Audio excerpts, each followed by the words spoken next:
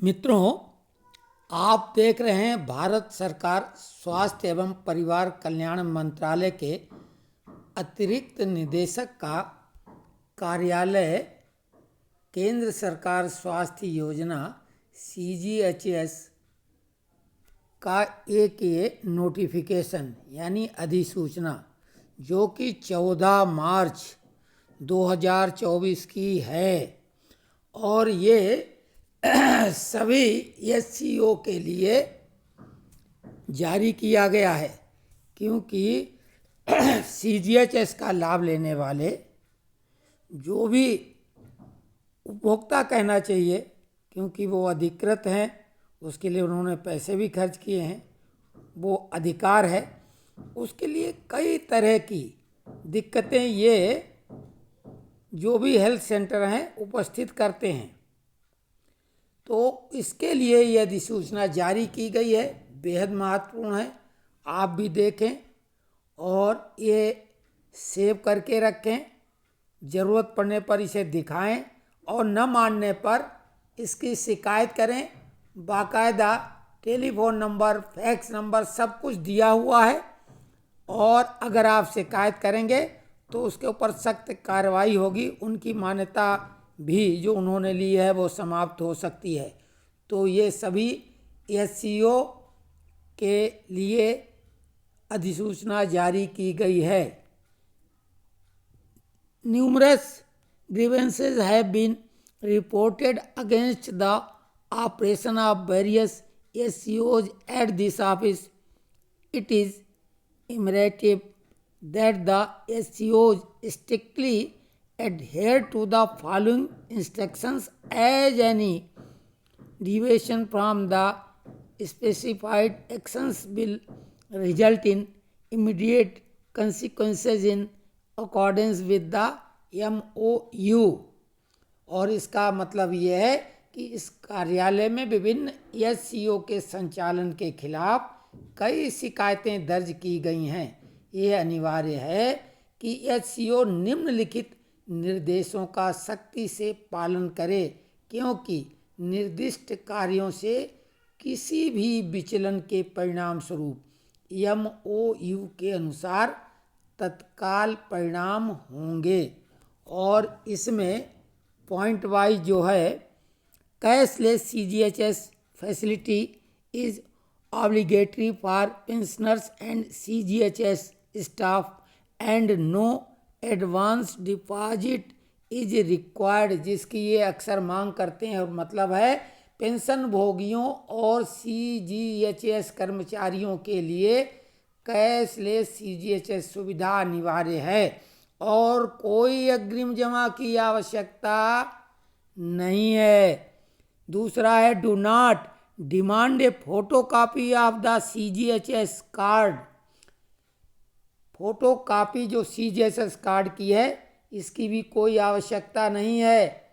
Number 3, hospitalised beneficiaries and emergencies do not require a separate permission letter. अस्पताल में भर्ती लाभार्थियों और आपात स्थिति के लिए अलग से अनुमति पत्र की आवश्यकता नहीं है। चौथा, the stamp is not mandatory on the referral memo. Referral memo पर स्टाम्प अनिवार्य नहीं है। Prescriptions must be given in a printed form. नुस्खे यानी प्रिस्क्रिप्शन जो दवा का है नुस्खा मुद्रित रूप में दिया जाना चाहिए, छपा हुआ। इसके अलावा छठा पॉइंट है, prescriptions should strictly adhere to the government's policy by being in a generic format। नुस्खे को सरकार के निर्देशों का सख्ती से पालन करना सामान्य प्रारूप में होने चाहिए नीति के मुताबिक। सातवां, dietary supplements should not be included in the prescription. आहार अनुपूरक को नुस्खे में शामिल नहीं किया जाना चाहिए। इसके अलावा आठवां, establish a dedicated CGHS kiosk help desk. इसका है एक समर्पित CGHS कियोस्क यानी सहायता डेस्क स्थापित किया जाना चाहिए, उसका करें, ये इंस्ट्रक्शन है। 9. Double willing is strictly provided. Double willing सख्त वर्जित है, सुनिश्चित करें। अच्छा, इसके लिए इंश्योर 10वां है, ensure that the name of the nodal officer and contact number are prominently displayed. Any changes to the nodal officer must be immediately communicated to this office. तो ये नोडल अधिकारी का नाम और संपर्क नंबर प्रमुखता से प्रदर्शित किया गया है। किसी भी परिवर्तन को अधिकारी को तुरंत इस कार्यालय को सूचित किया जाए।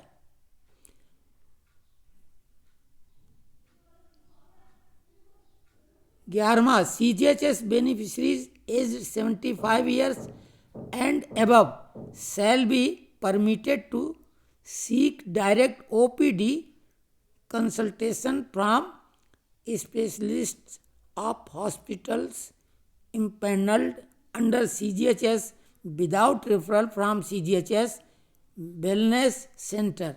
If any investigation procedures are advised and are required in emergency, no other authorization is required and the same may be undertaken. 75 वर्ष और उससे अधिक आयु के CGHS लाभार्थियों को CGHS वेलनेस सेंटर से रेफरल के बिना CGHS के तहत सूचीबद्ध अस्पतालों के विशेषज्ञों से सीधे OPD परामर्श लेने की अनुमति दी जाएगी। यदि किसी जांच प्रक्रिया की सलाह दी जाती है और आपातकालीन स्थिति में इसकी आवश्यकता होती है तो किसी अन्य प्राधिकरण की आवश्यकता नहीं है और वैसा ही किया जा सकता है। 12वां पॉइंट है, द SCO सेल रिटेन ये scanned copy of the printout of the referral and return the original printout to the beneficiary. SC लाभार्थी रेफरल के प्रिंट आउट की स्कैन की गई प्रति और मूल प्रिंट आउट वापस कर दें। 13वां, retired Air India employees with valid CGHS cards are eligible for cashless treatment at all CGHS empanelled health care organisation SCOs। वैध CGHS कार्ड वाले सेवानिवृत्त एयर इंडिया कर्मचारी सभी CGHS में कैशलेस उपचार के लिए पात्र हैं। सूचीबद्ध स्वास्थ्य देखभाल संगठन SCOCS।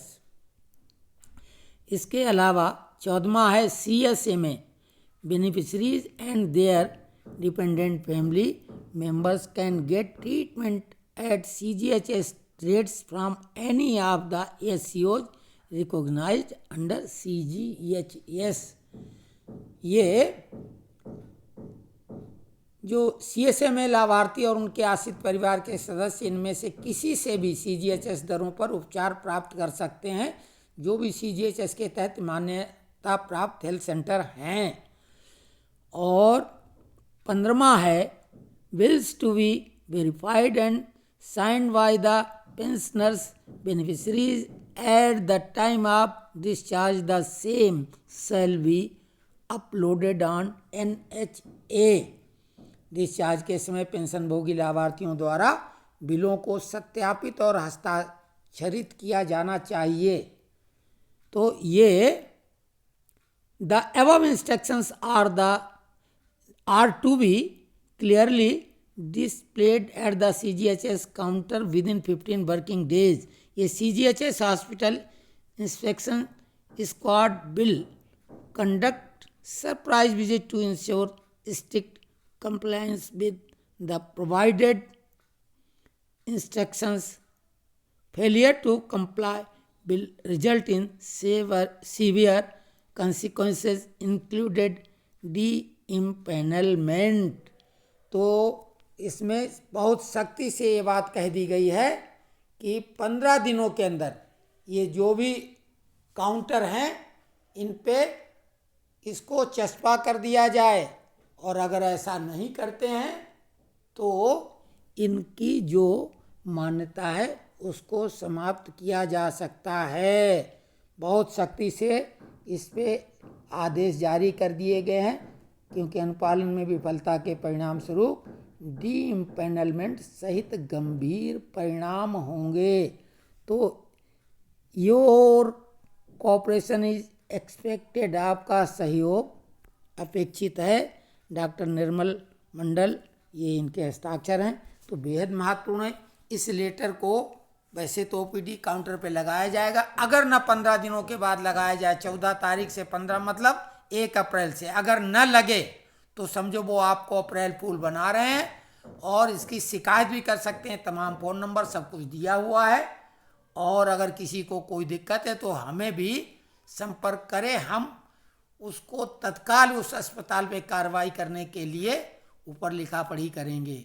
तो ये जानकारी कैसी लगी आप कमेंट्स करें, और भविष्य में भी कोई ऐसी जानकारी होगी तो हम आपको देंगे। ये लेटर आप सेव कर लें और अपने जो भी मित्र हैं CGHS वाले उनको शेयर करें। धन्यवाद।